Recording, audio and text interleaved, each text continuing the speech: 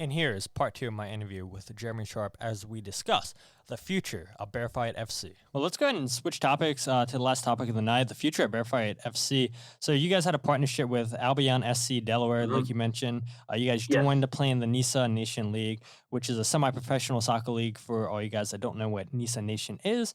They're also in partnership with NISA, which is third tier or fourth tier, one of those tiers in U.S. soccer. I know they're not the second tier, but they're down there. It is technically NISA Pro is technically a paid league, so I don't know how that fits in the pyramid, but players do get paid to play at that level. Yeah. Pardon me, sorry, I had a head cold the last few days. And I hope the NISA Nation relaunches nationwide. I know that there are, I think on the West Coast they're still operating. The East Coast right now doesn't operate. It didn't quite work out, but it was a good league. It was great for players. We played some teams in New York. I think they're now called New York Braveheart. I forget what their old name was. Now, we did not beat them, but their coaches right away asked about some of our guys for their pro program. Same with Maryland Bobcats had some interest. So it was nice. It was a good league for players to get noticed, and maybe go to NISA Pro, which could be their pathway to going to USL2, USL, MLS. Like, NISA was building a nice pathway, so I hope that continues. It just was, there wasn't enough teams in the East to really make it work yet. They were still working out bugs, so a couple of teams were like, kind of, when you figure all this out, let us know, but we're going to kind of step back. And it was fun. The Albion thing was a good time. It was built out of necessity. We came out of COVID and we were playing in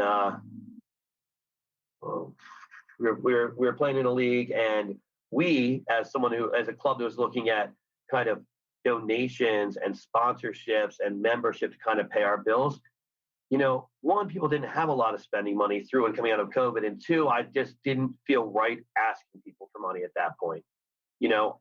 I was lucky. My wife was lucky's not the word. We were both essential workers, so through COVID, we both worked. A lot of people did not have that, and we didn't have enough for whatever reason, and I'm not going to get into the politics of it all, but there wasn't enough support for people not working to get through it all. Businesses were suffering without a lot of support behind them, so I didn't feel it was right. So I didn't know what was going to happen to Bearfight FC. At that point, I kind of said to the players, like, I don't know what the future is. We'll kind of work through it. And my good friend Brad Fielder had tied into the National Albion organization to buy this franchise, this Delaware franchise, and said, hey, I have an idea. He was working at Wesley College, which got bought out by Del State, and they folded the men's soccer program. So like, I got 10, 15 guys, don't have a place to play. You got 10 or 15. Let's do a partnership. Let's put a team so that way. And I was like, oh, that sounds great. And working with Brad, if Albion was just Brad and I just doing our thing, we'd probably still be in partnership. But Albion does have a national organization, and a national charter is very much a corporate structure. And at the end of the day, I needed something to keep Bearfight alive, but the corporate thing and I didn't really mix well. That wasn't a good, and we had some incidents where maybe because I do have a big mouth, there were things that were said on the Bearfight accounts via socials that the Albion organization didn't love. They come back at me. I went back at them. Neither side was going to give. There was. I'm not going to get into what was said one time on the socials, but I did. It was the only time I've ever taken a post down on our socials. But it was because it came down to like me not wanting to cause Brad to lose his job with Albion. But as that went on, one day Brad and I sat down and talked, and another guy that I love, he is my brother, but I just said, for my organization, this isn't a fit. Like, I want you to succeed. So technically, at the end of the spring season, at the end of the summer, the partnership with Albion did dissolve. I stayed on through the fall just to have that one more season to coach with Brad. And, it was, like I said, a great experience for me too. I learned some things about, where I fit in the soccer world, in that bigger soccer world. And I shouldn't have said I was surprised by what I've learned, but I've also learned how to navigate some tougher situations that I'm going to face moving forward. So your question was relaunch. So that partnership took us out of Wilmington and into Dover, into Middletown, and those parts of Delaware. Struggled in Wilmington for our entire time. And Wilmington is a phenomenal city, and it has a lot of good soccer and a good soccer culture. I lived close to Wilmington at that point. We have now moved to Montgomery County, like closer to Reading, PA than anything else. So just to get to Wilmington is going to be at least an hour drive.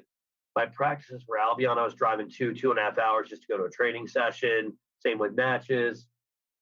So when we kind of dissolved that partnership, I said, well, what's next for Bearfight FC? And what's next right now is that we're looking closer to where I live. I live in Pottstown, to relaunch. We're hoping for the fall. To kind of give people where we're at right now is I have a gentleman who is an excellent coach, a kid I played youth with, a guy who a couple years ago took over a basically non-existent high school program, coached there for 5 years. They won their division by his 4th year. He's that good. I know how good of a coach he is. And then, just because life does what it does, he stepped away from coaching. He and I reconnected when I moved back to the area. Now he's got the itch to coach again. His son is off to college. He's got a lot of free time. He wants to come in and coach.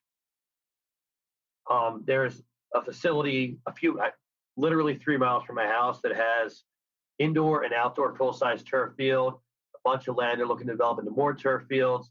We're talking back and forth as to making that our home facility. It is not done. It's not a done deal, so I'm not going to say what the facility is, but it's something that is in discussion. And a business end, the big thing now is I have a friend of mine looking into what we have to do to officially get a nonprofit status. We had applied, I don't know how many years ago, got denied. I didn't know enough about it to know how to appeal that denial. So it just kind of went away, and we just kind of did this cash and carry thing for years. But to be successful, that's not a good model. Like, you can't just keep doing that. So I have someone doing that research who's frankly much smarter than I am to sort that out.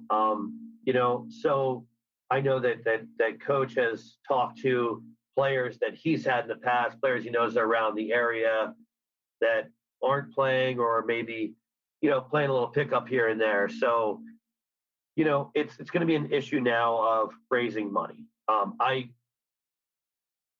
generally speaking, what I've kind of come to realize over my years is that you're looking at we're looking at potentially UPSL. We've talked to UPSL numerous times.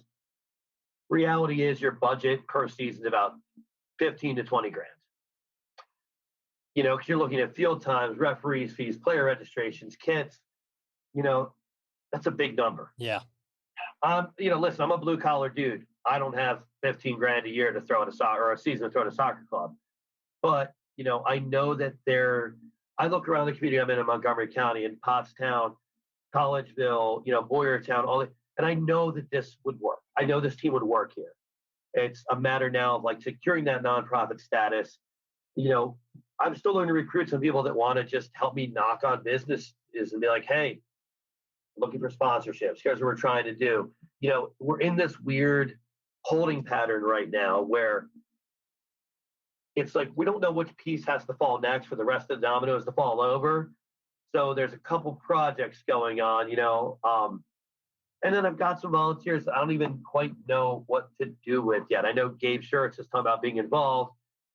I want Gabe involved. There is no one more I want involved in the club. He's in Philly. I don't quite know. And I've told Gabe, I got to figure out how to fit you in. And honestly, he's probably going to end up being, if nothing else right away, our social media person, because he's really good at it. That's what he studied, phenomenal at it, but we basically became nothing. Michael and Sarah took a break from Bearfight FC when the Albion thing happened because they saw the writing on the wall with the corporate thing, and I was the dumb one who thought no, this will be fine. Now they basically said, hey, and I understood why. And they said, anytime you want us back, call. And I have, and I know that they're in the wings. And it's just, like I said, I'm not sure what that first domino has to fall. Is it getting commitment from a home field? Is it getting the nonprofit status? Is it that first sponsorship? We're in this pattern now that any of these pieces could be that one that just starts the wave. But like I said, we're looking at fall of 2023 in some form or another.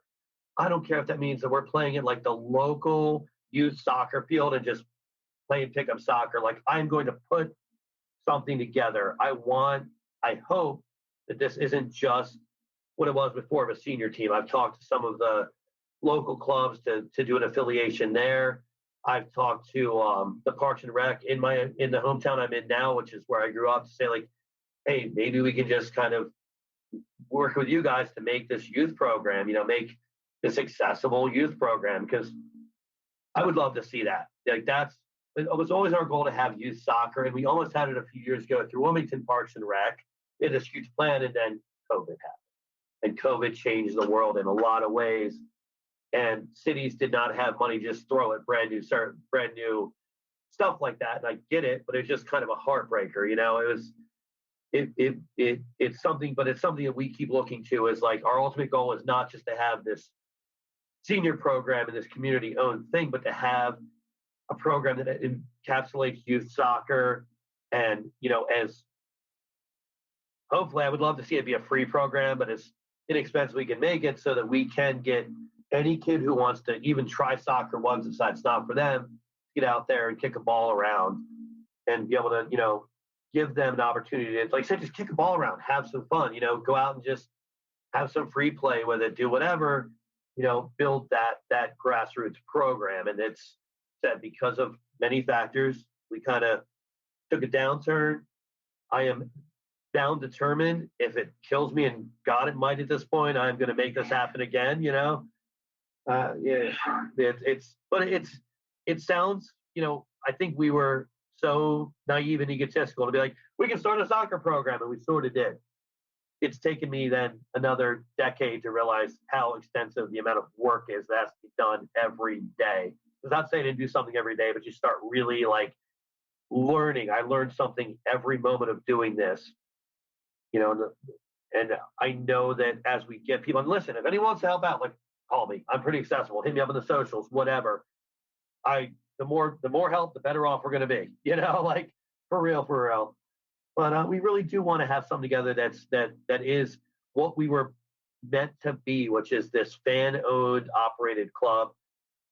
And, there could be a potential. There's potentially something going on in Wilmington that could have us still have a presence there at some point. But right now the focus is Pottstown, Montgomery County, relaunching here, hopefully in the UPSL.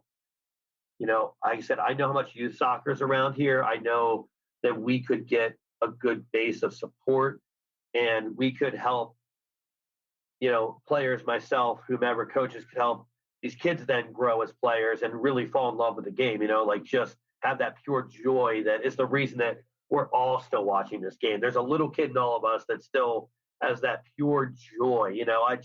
We all just watched the World Cup, and we all watched Messi finally win his World Cup. And that's what I saw when he grabbed that trophy in his eyes, was that little kid, pure joy. And, it doesn't matter how old you are. Like I'm 46 years old. I still get that when I watch soccer, when I kick a ball around, that just pure love of the game, and that's what we hope to inspire as we relaunch in 2023, is that it's not about results. It's about loving the game. Like, I say all the time that if we do everything right, success will follow. Don't build to like, we have to go build and win. Like, no, that's not success. Success is like building it for the right reasons and just making sure we're developing players for the right reasons. If we do all these things right, we're going to be met with success. It doesn't matter if it's a win on the pitch or if it's a little kid that falls in love with the game. We will meet with success if we do everything right.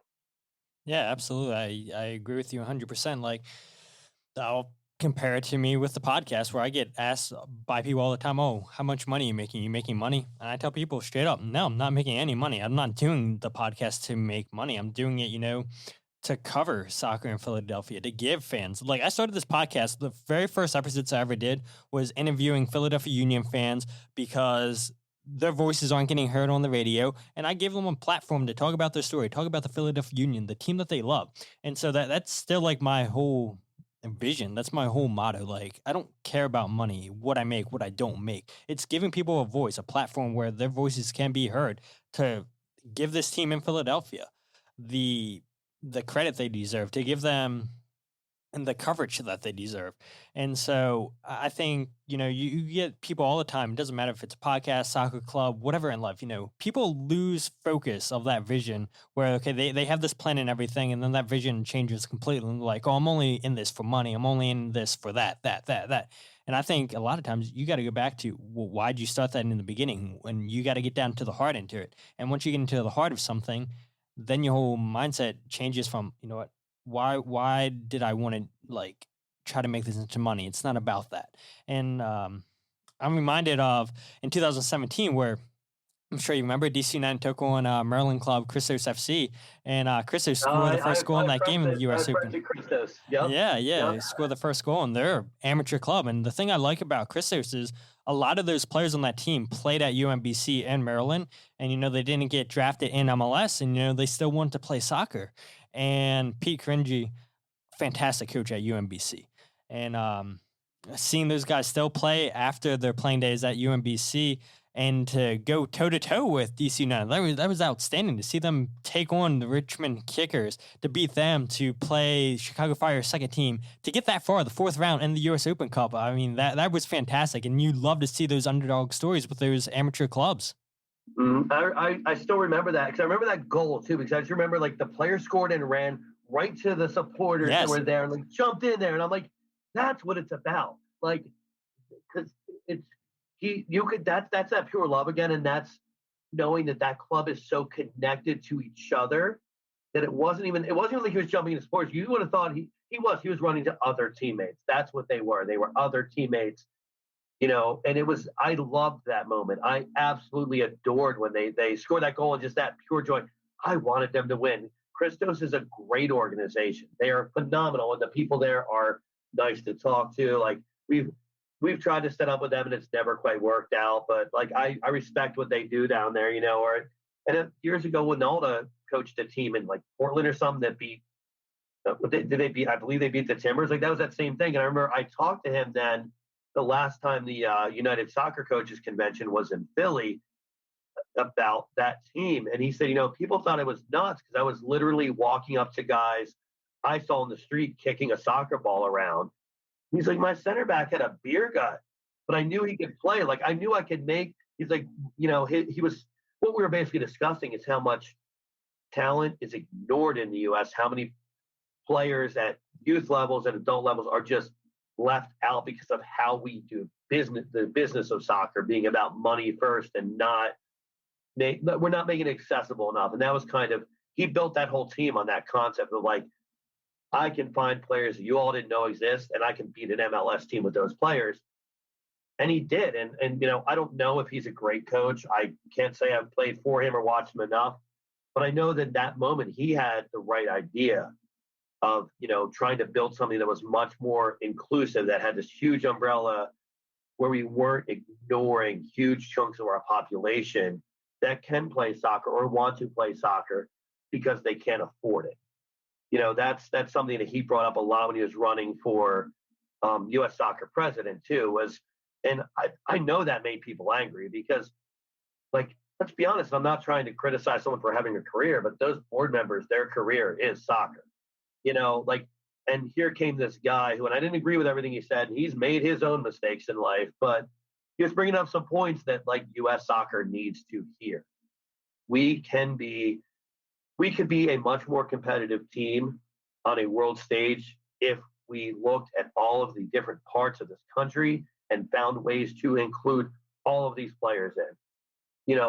First step, I mean, there's a lot of other things I could say critical of how we develop players, but the first step is getting soccer much more inclusive, figuring out a way to make these academies less expensive. I was having a discussion about the expense in soccer on socials recently, and someone whom I respect said, well, I think you're being unfair because the club I'm in New York City offers scholarships to players. And I just said, if you have to offer scholarships, that is already a problem, because that means that a whole bunch of people can't afford it. And you might offer 5 scholarships when it's New York City. How many thousands of kids aren't playing now? And you're going to tell me you offered 5 scholarships. This is part of the issue right here. Like, You thought you were doing good because you offered scholarships. I'm not saying you're a bad club. I'm just saying it's a little your privilege is showing just a little bit on that one, you know. And I don't think people involved in these clubs are bad people. They're just that's just the business of soccer in the U.S. right now that we need to change. And that goes back to Jeff Mitchell and Kensington United and like these pockets that are trying so hard to make that a reality. You know, said step one in developing U.S. soccer properly, making sure we're as inclusive as can be, not just at the little kid levels, but they're coming up through the system. You know, making sure that we have a system in place that everyone has a chance to move up through the system into an ODP program or a national program or, you know, an MLS Academy program, or finding ways to build outside of that model. Maybe that model can't change. I can't get into too much detail, but I'm working with a gentleman in Texas right now, and that is literally what we're working on. How do we build something outside of these academy models that is just as good, does just as good a training, is affordable? And that is, we think we figured it out. We have not. This is going to be like, you know, a huge project, and it's taking us, you know, we've brought some other people in, but like there might be ways we have to work outside the system. Maybe the system doesn't want to change. So that means maybe I just have to build a different platform for these things to happen. You know, I go back to meeting with the gentleman who runs this complex near me that we're thinking about calling our home. And we were discussing all these things with Bearfight FC and with youth soccer. And he said to me, I have a question for you. How does what you're talking about, how do you fit into the landscape of what U.S. soccer is doing? So we were talking about having, you know, the Union Academy nearby and having some of these big clubs that are hiring European coaches. And I stopped and took a breath, looked at him and said, I don't fit in this landscape at all, nor do I want to. Why do I want to be a tree in someone else's yard when I can make my own field, dude? Like, and I don't know if that was the answer he was looking for, but that's the answer I'm sticking to, is like, I don't think these academy systems are going to change. Why should they? People are making great careers out of them. So what can we do as individuals who love the sport? We can build a different system. We can get involved in local clubs that need coaches and refs and parent volunteers and maybe fundraising volunteers. Like, go to these clubs. Like I said, I'm going to keep going back to Roxborough, to Kensington. You know, even right near me, my nephew's playing for Pottsgrove Soccer Club, tiny soccer club, you know, starting to grow, but like doesn't have the resources some of the big clubs around them. Go to those and help those clubs become the clubs that build the future of soccer. Because not everyone's going to afford the big clubs. A lot of players aren't. But there's all these little pockets that are really trying to be the change, the difference, build the real soccer.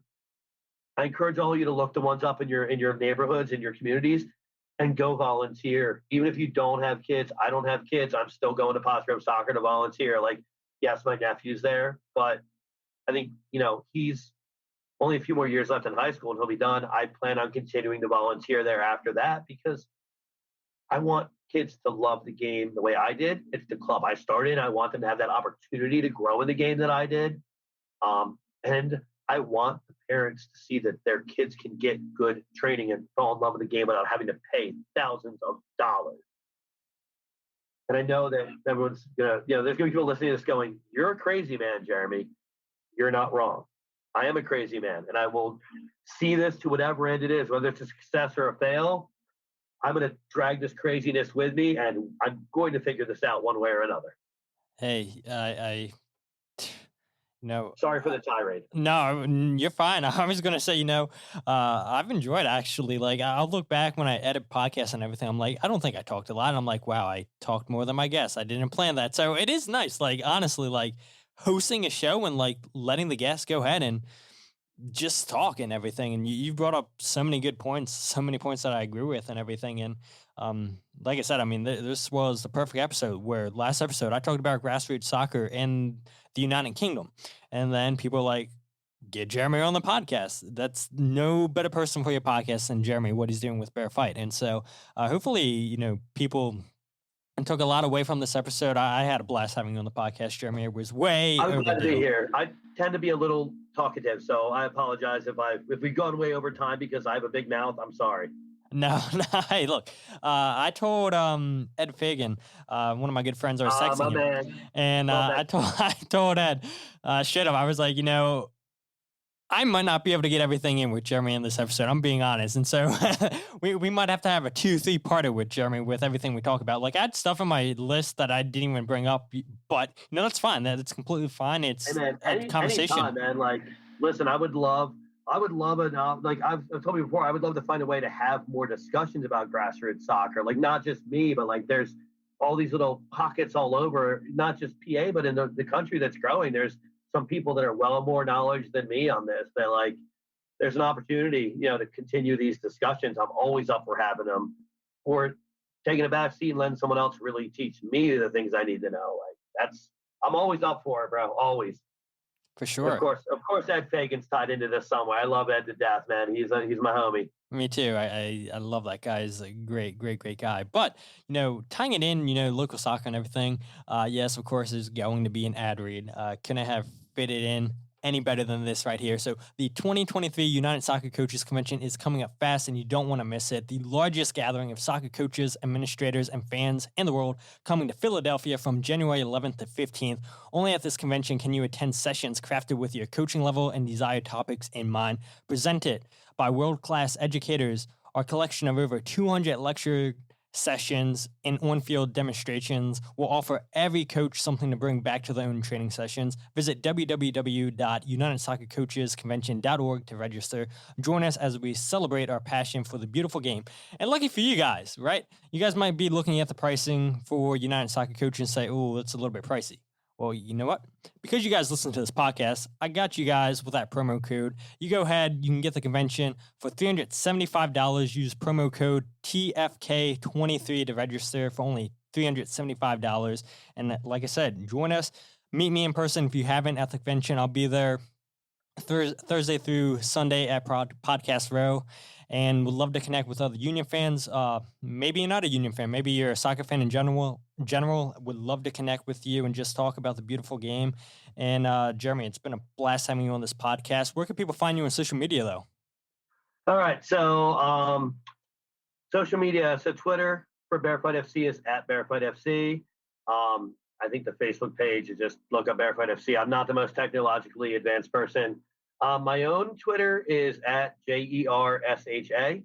I'm always up to have a soccer discussion. I'm not on my socials as much as I used to be, but like I'm more than happy to have that. Listen, I'll be honest. I know that Bearfight FC has an Instagram. I didn't start the account. I don't even have access to it right now, so it's pretty much dead right now as we're trying to figure out how to get access to it. We had a social media intern a few years ago, and she was met with greater success out of college than she expected and had to leave us very quickly. So she had started the account, and I still talk to her, and she can't remember the password either. But like I said, at Bearfight FC, at Jeremy Sharpe, both the Twitters, I'm always up for discussion about anything. Like, not always. I want to say I'm not pleasant to talk to. I'm going to be brash and I'm going to be honest with people, but I always like talking and debating and sometimes arguing the soccer at any level, whether it's international level, the smallest youth level, like all that stuff's that's my passion. It's what I love to do. Yep, and couldn't have thought of a better guest than you, Jeremy, coming on the podcast. So, like I said, and I'll say it again, hopefully people learn something, and I'm always about learning, growing my knowledge, and yeah, we all know, based in Maryland and everything, and I love the Maryland soccer scene, but, I want to learn about the Philadelphia soccer scene, and I definitely learn more things having you on this podcast. So, always about learning, and like I said, I know I plugged the United Soccer Coaches Convention, so if you guys want to learn, no better place than coming up to Philadelphia January 11th through 15th to learn. But if you guys aren't following the podcast on Twitter, Instagram, or Facebook, follow at Free Kick Pod, wherever you get the podcast of The Free Kick. And check out the website, thefreekick.net. Wrote an article talking about the union schedule. And I'll be honest with you guys, this is probably the last episode until the convention. And that leads me to let you guys decide what you want. Do you guys want around 15, 20-minute episodes multiple episodes a day, 15, 20-minute episodes where I have multiple topics with different people? Or do you guys just want long episodes like this? I'll leave a poll sometime on Twitter where you guys can vote and let me know what you want. Or I can go ahead and just give you guys an episode per week, even after the convention's done. I mean, you guys decide. A lot of content coming at the convention, a lot of great conversations planned. And so I know this is a long episode, but I think it will get you guys through until there's more content after the convention. But until then, my name is Todd, and this is the Free Kick Podcast.